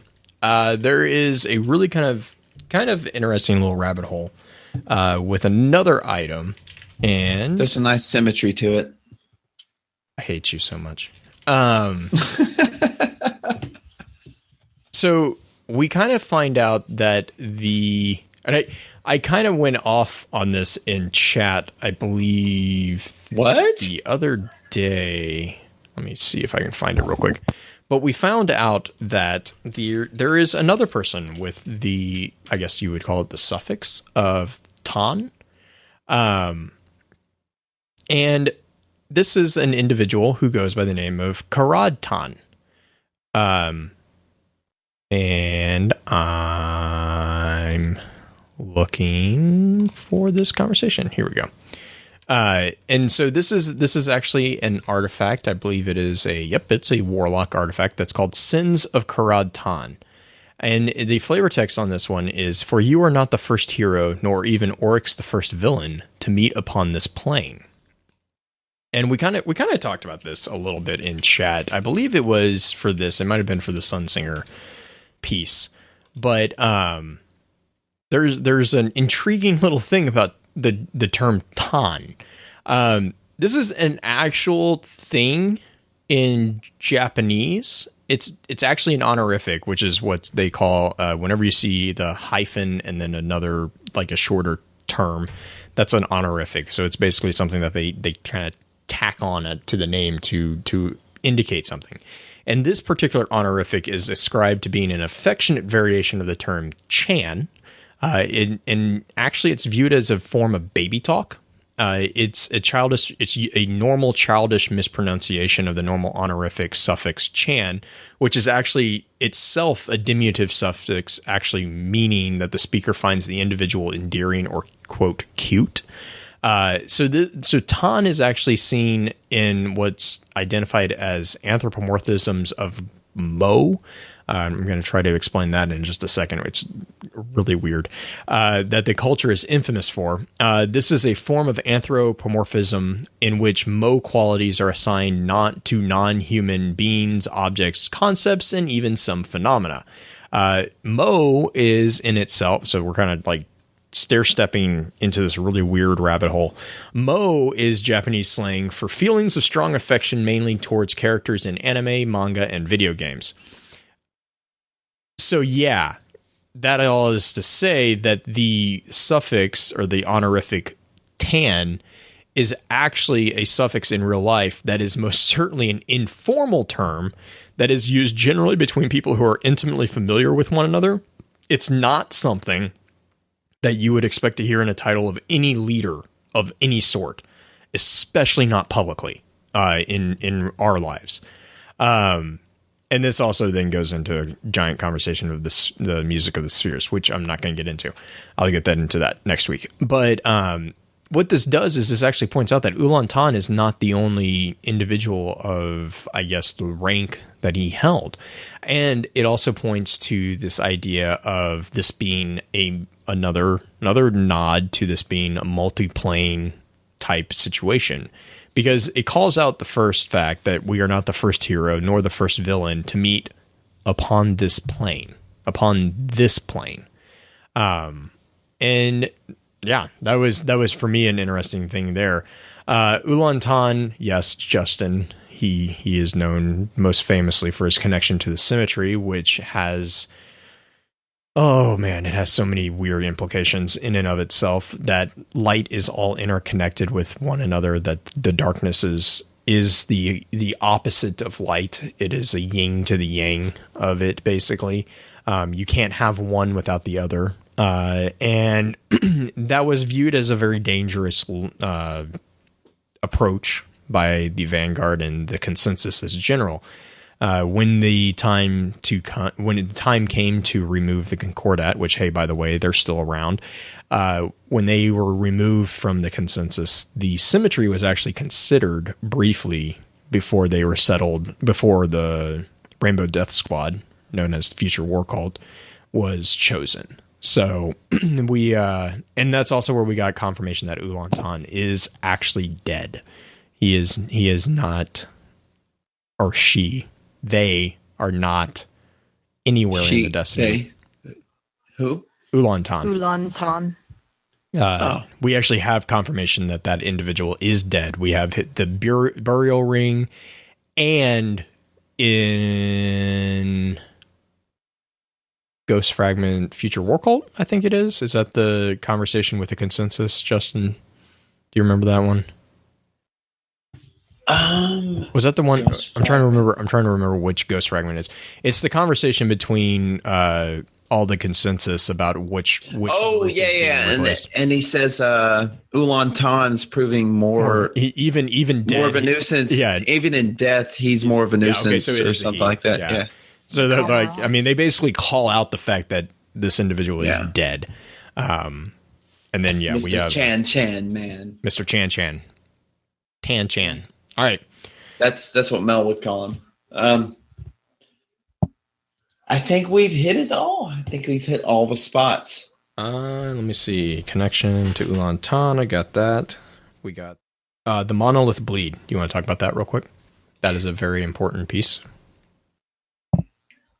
It's a very small piece, but it's very important. There it is. The monolith bleed is another leg armor. And this flavor text is actually really important for Thanatonauts, and I'm kind of embarrassed that I nearly forgot about it. The monolith bleed gives us a couple confirmations. And so the flavor text says, the Crucible gave birth to the Thanatonauts, warlocks who hunt for secrets in death.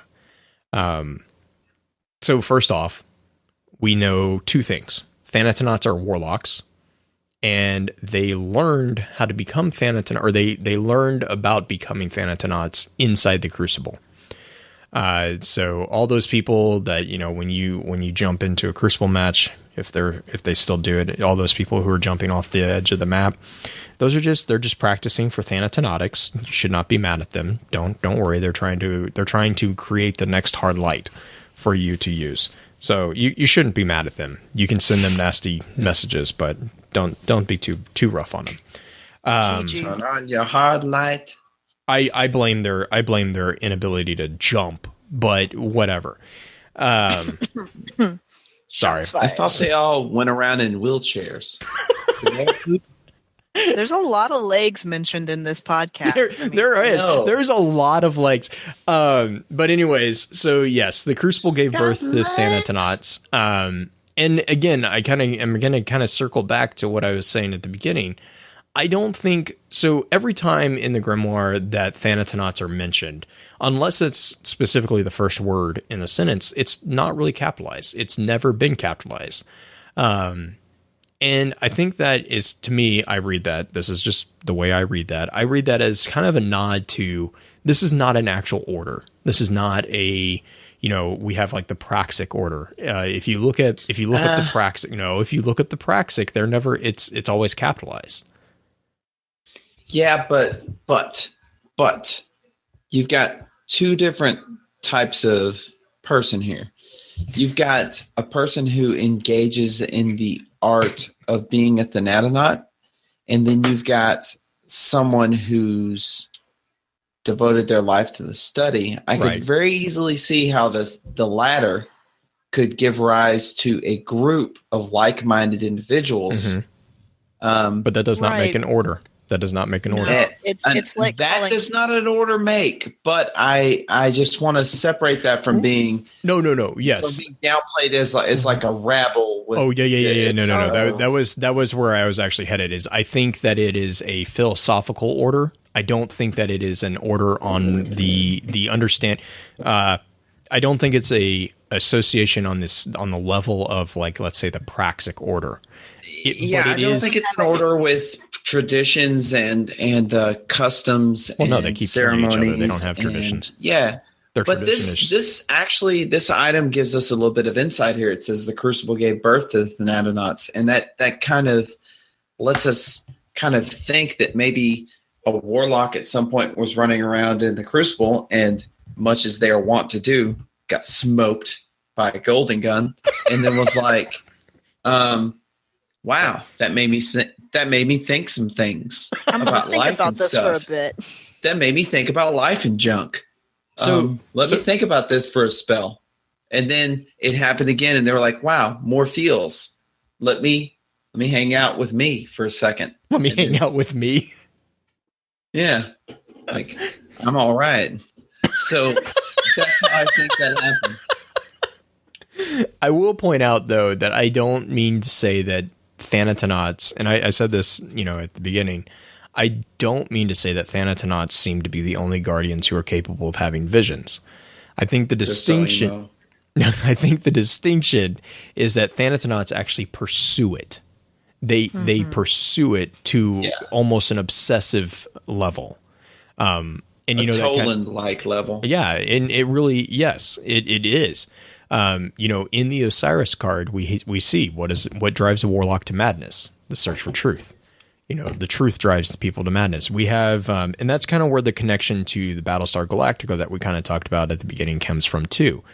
The Model 3 Cylon literally drove herself into a degree of madness via suicide because she knew that she wouldn't die, but she was being given she was seeing these visions, and so she just kept killing herself and over and over and over and over and over and over and over. And that's kind of what the Thanatonauts are doing. Now, other guardians will sometimes, I think, experience this. We have seen a couple instances of this. We have the Exo 2 card. We have Kate's journal. Those are both instances of this. We have Pujari, who has visions of the Dark Garden. And that was actually in the Crucible. When he says that when Pujari speaks of falling from the shores of time. Hey, guess what? Quick What? question: was Pajari an Exo? We don't know. I don't think 'Cause so because Pajari The other speaks two of were Exos. right.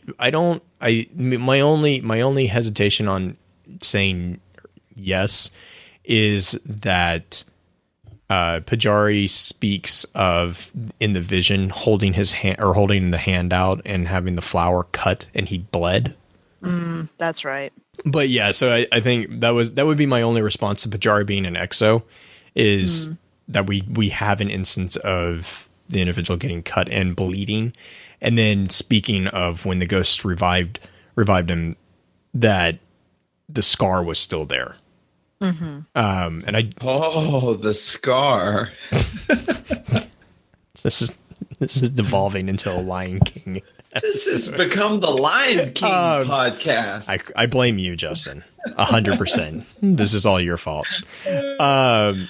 But yeah, so so what that is to say is like, well, I think Pajari is a Thanatonaut, by definitely I think he's or she is a Thanatonaut.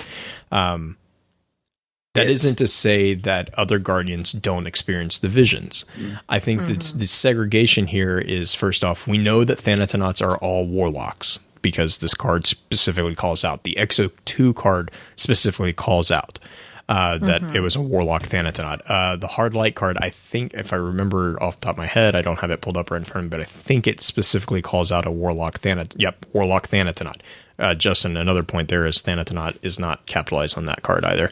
But the warlock Thanatonauts is like it's like a AP honors class in death and dying. Whereas everyone else is kind of like, oh yeah, we see weird things, but we don't really want to think about it because it probably makes them uncomfortable. It's like, I don't really want to think about that, except for a few who are kind of like, oh, this is what those crazy people in the corner over there are talking about. You know, to me, it seems like there is a very big segregation within a philosophical / academic level, but it's not an order on the same level as the praxics or anything of that nature. It's their own version of the machine from FWC. Yeah.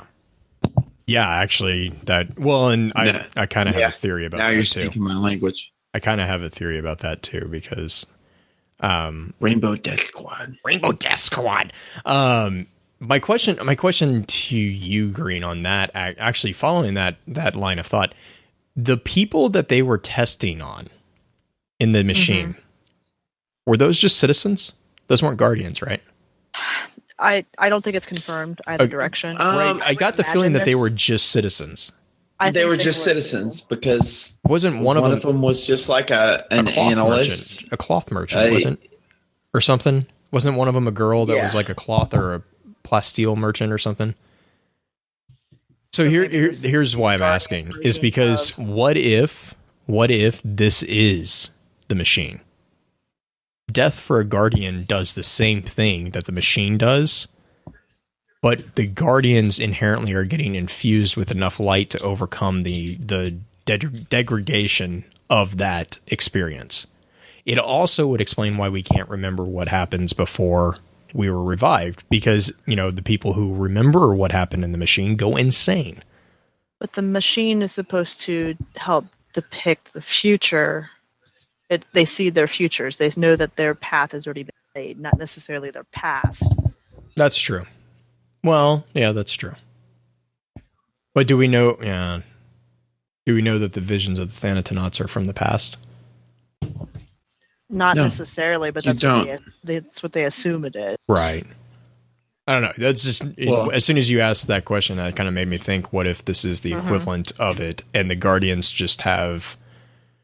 Because, you know, the thing about the machine was, human minds aren't capable of withstanding it. Well, the Guardians aren't human, really. Like they're human base, but they're not. You can think about it in the terms of we have multiple endings, we have multiple deaths. Right, we're paracausal. Different. Right, that makes us different than just a normal human citizen who has a future, quote unquote, like an immutable future, maybe.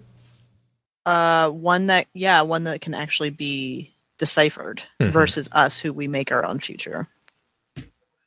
I'm surprised. Guardians make I their was own. about to say, I'm surprised Justin didn't jump in on any of that. I'm all full of taglines apparently tonight. Tagline It's Disney okay. movies. It's okay. I can survive taglines. It's the puns that kill me. Mm-hmm. Justin. I didn't do anything. I didn't. I left that one alone.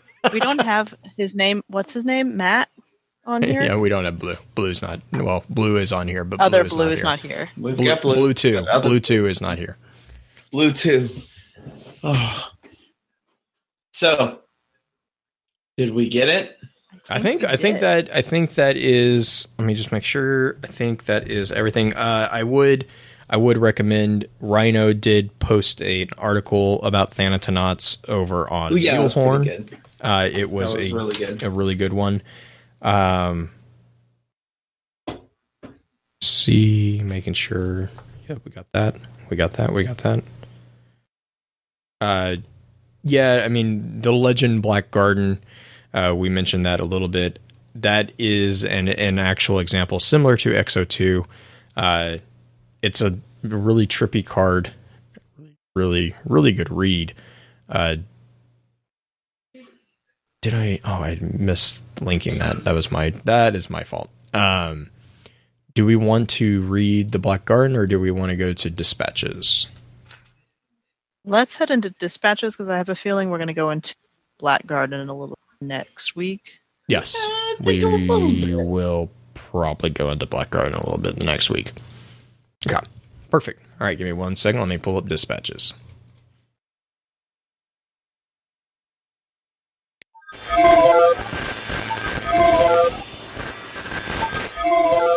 Dispatches from the wilds.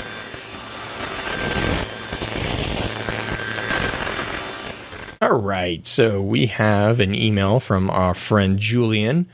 He says, "Hi, FFC. I come to you today with sadness because I forgot to send in my exotic heavy spin foil.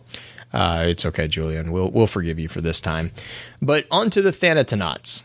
Who do we know who likes death? Yes, the Hive. Yes, this is not regular spin foil, but this is spin-anotic foil, which is spin foil plus Thanatonautics plus sword logic. Or it's spin-otic. I don't even know. Spin-anotic logic. Spin SWAT logic. Yeah, I like that one, Justin. Let's go with that. The Hive kill each other to learn how they are weak and how they can improve and know for next time. Show someone's weakness is loving them because when the real fight comes, they know that they have their own backs defended. Well, Thanatonaut kills themselves to learn information, visions. So he's asking, he believes that this technique could have possibly been learned from the Hive. Green, Justin, you want to take that? Justin, you're the spin foil specialist. Oh, well, we definitely it's not a kind of a theological common ground between the Hive and the Thanatonauts. I think both have vastly different end games in mind, but a lot of the middle parts of their methods seem to be very similar. There's a lot of death involved. But I have to say, I think the motives are quite different between the Hive and the Thanatonauts. I think the Thanatonauts are probing for the secrets that lie behind the veil of mortality, death. I think the Hive are simply like a really aggressive algorithm. Like they're constantly trying to solve for the most powerful, like, you know what I mean? A divided by B, whichever one survives, that's the one that goes on. It's kind of almost like March Madness in college basketball. Like literally, if you're more powerful, you move on. If you're not, you're done. I don't think there's much learning going on with the Hive model. I think it's essentially just Darwin on steroids. I could see that. I just have to give you a round of applause for pulling in basketball into that explanation. Basketball and Charles Darwin. Yeah, I was like, okay, I kind of see where he's going. I kind of go, what? Like, what is this? Which makes me really sad because my bracket's already busted. Yeah, mine's effed. Yeah, so's mine. You don't even know. Shut up, Blue. Don't mock us. Don't mock us. Oh. Mine was ruined. No. Mine was did that ruined. kind of make sense? My bracket was ruined about 15 years ago when I decided that I didn't care. Yeah, yours was ruined by the presence of basketball. Does that make sense? I mean, yeah, it does. I think the short answer, it's a matter of motive. Well, yeah, I mean, the short answer, yes, you are right. But my short answer is no, we didn't learn the technique from the hive. I think we stumbled into it because someone couldn't make a jump and fell off the map. What? Crucible. No, it was because it's a crucible. I didn't say anything like that. I think that was where we learned it there. That was the birthplace of the Thanatonauts, is in the crucible. And actually there's the theory that I'll be talking about next week from this guy on Reddit is actually got a connection to that and Osiris. But I don't think that we learned it from the hive. And Justin, I agree. It's the motive. Motivation is vastly different. The warlocks use it to gain knowledge to help the group. The hive use it to gain power to help themselves. Again, allocentrism, egocentrism. You have two vastly different motives here. But yeah, I mean, I think it's a solid connection. But I don't think I like the connection, don't agree with the conclusion. I think that theory, and I'm kind of just diving into it a tiny bit more, it stems off of the idea that there is perfect symmetry within the world of Destiny in our characters versus the enemies that we face. And I'm not completely sold that that's the case. It's nice to want to try to make it fit because it would be a perfect opposite in some respects, but we don't have any information to make that fit. It's a very symmetry-like answer, but it's very symmetrical. And now I have that song in my head. Thank you, Justin. Justin. We're playing basket. Oh my gosh. All right. You guys ready for shout outs? Let's do it. Yes. All right. Green. Let's do it. What are shout outs we got from you for this week? My shout out actually goes to probably nobody who listens. But for those of you who don't know, I used to coach basketball, and Justin reminded me of this with his little basketball tie-in. And two of my girls are actually they're playing for a JUCO that's pretty, not like super nearby where I live, but pretty nearby.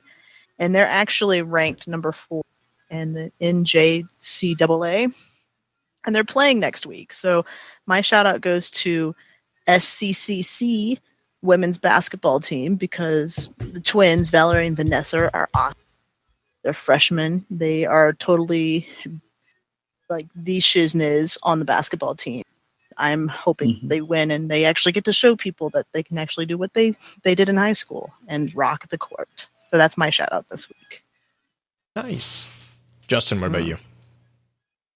I would like to give a giant shout out to the word shizness because I think it's underutilized in the English language and that it needs to make a comeback. And also, cool beans. Yeah, to the best basketball player of all time, Bugs Bunny. It was a good movie. It was. Space Jam is the best basketball movie. Hoosiers, move over.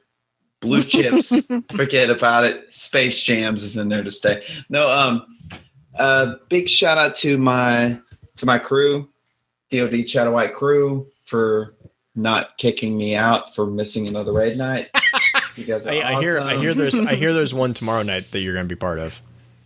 Yeah. You just got to remind me that Niner poked me, and then Fraggle will yell at me. And I'm getting abused via multiple platforms right now. As it should be. Yes, I guess so.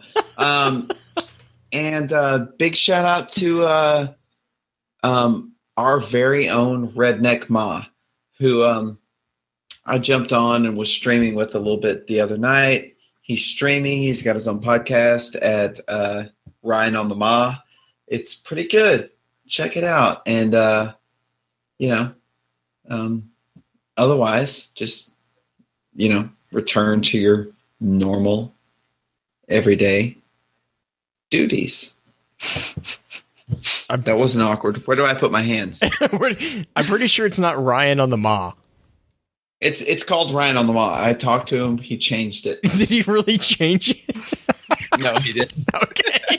I was about to say, I'm pretty sure he didn't change it. You're a liar. It's actually called Ryan on the Mic, but ROTM is RTM. Doesn't matter. Oh, I was like, wait, hang on. That's not right. Like, yeah. All right. Ryan on the Ma, y'all. All right. Well, my shout outs, reminder, email topic for next week is going to be about the lore dive that we're having on the Sun Singers, and that will be, our normal scheduled time, Friday. So get the emails on your thoughts or comments, questions. We are not surprisingly talking about Thanatonauts in the chat because, Sun Singers. Mm-hmm. So yeah, give us some emails on that. And then a big shout out to Mel. Happy birthday. Mm-hmm. We miss you. You happy birthday. Tell Real Life to get your schedule and stop messing with it. And congratulations on the puppy, because I think somebody said she had a new puppy. She has a new puppy? Oh, man. Pin said that earlier, like really early on in chat. That's stop. You're singing happy birthday. I was like, what are you singing? Also, we forgot one. I was singing happy birthday, but it was like the Boys to Men version.